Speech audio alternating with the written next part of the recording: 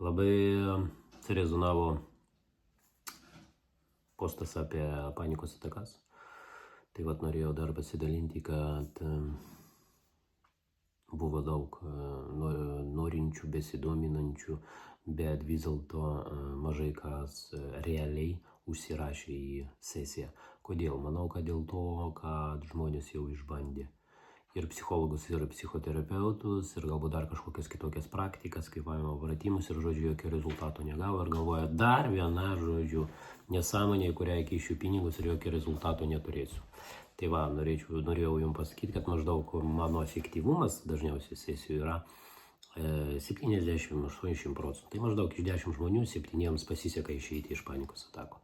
Tai va, tai galiu garantuoti, nežinau iš tikrųjų, ar jūs būsite būtent tas žmogus, bet galiu garantuoti, kad gerą rezultatą tikrai turėsit.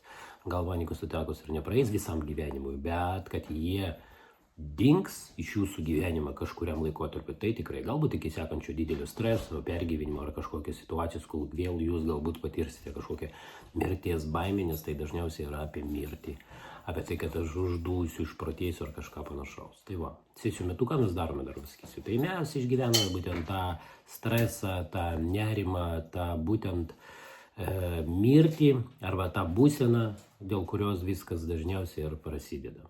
Tai va, jeigu jūs vis dėlto sudomino ir norite sudalyvauti, tai visus kviečiu. Ir iš tikrųjų, jeigu norite pagaliau atsikratyti panikos atako, tai netgi yra patikrinta ir aš esu patikrinęs net ant savęs tą dalyką. Ir galiu garantuoti, kad turėsite rezultatą. Na, nebent jūs busite vienas iš tų 30%, kuris nepapuolė į tą, kuriam padėjo. Tai va, jeigu ką, laukiu jūsų nemokamai konsultacijai ir paskui sesijoje.